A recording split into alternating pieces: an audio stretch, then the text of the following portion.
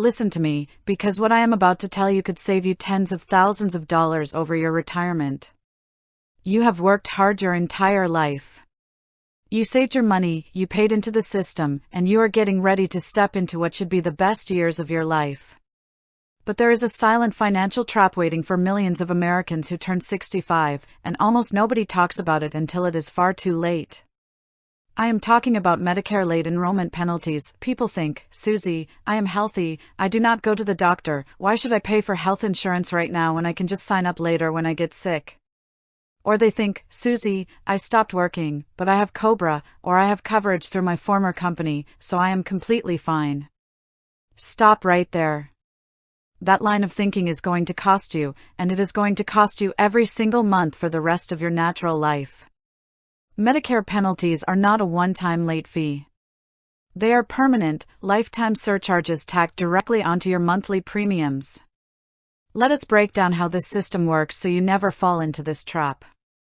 Medicare has rules, and Uncle Sam does not accept excuses like, I did not know, or nobody told me. First, let us look at your initial enrollment period.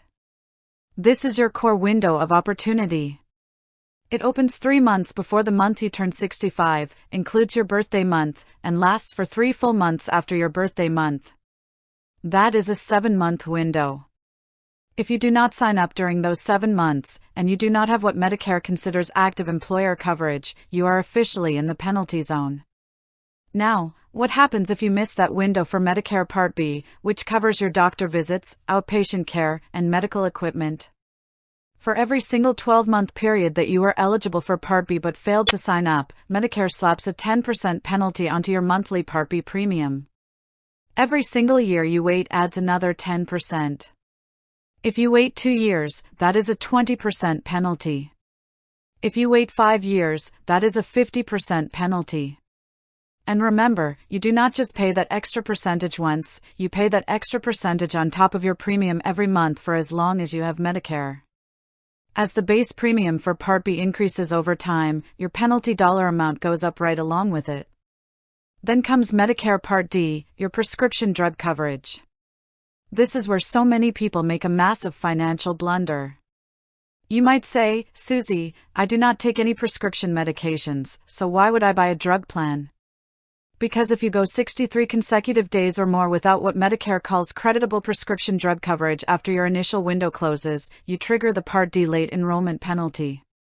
That penalty is calculated as 1% of the national base beneficiary premium for every single month you go without coverage. It gets added to your monthly plan premium every month, forever. Even if you just enroll in a bare minimum, dirt cheap Part D plan when you turn 65, you lock in your protection and completely avoid that lifetime penalty. The biggest fear and the biggest trap for active retirees involves employer health insurance. Pay close attention here. If you or your spouse are still actively working at age 65 for a company with 20 or more employees, and you are covered under that active employer group health plan, you can delay enrolling in Medicare Part B without paying a penalty. But notice the word active. The moment you stop working, or the moment that active group health insurance ends, your 8-month special enrollment period begins. Here is the fatal mistake people make: COBRA is not active employer coverage. Retiree health coverage is not active employer coverage. If you leave your job at age 65, take COBRA for 18 months, and think you are safe because you have health insurance, you are dead wrong. Medicare does not view COBRA as active employment coverage. When your 8-month window after leaving your job passes, and you try to sign up for Part B, you will be hit with late enrollment penalties, and you may even face a gap of several months where you have zero health insurance coverage at all because you have to wait for the general enrollment period to sign up. So what is your actionable takeaway today? Stand up and take control of your financial destiny right now. If you are approaching age 65, mark your calendar 6 months before your birth month. Verify your coverage status in writing. If you are staying on an employer plan, ask your Human Resources Department for written proof that your health coverage is primary and that your prescription drug coverage is officially rated as creditable coverage by Medicare standards. Keep that document in a safe place, because when you eventually do sign up for Medicare, you will need to prove you had continuous, qualifying insurance. If you do not have active employer coverage from a company with 20 or more workers when you turn 65, sign up for Medicare Parts A, B, and D during your 7-month initial enrollment period. Do not wait. Do not delay.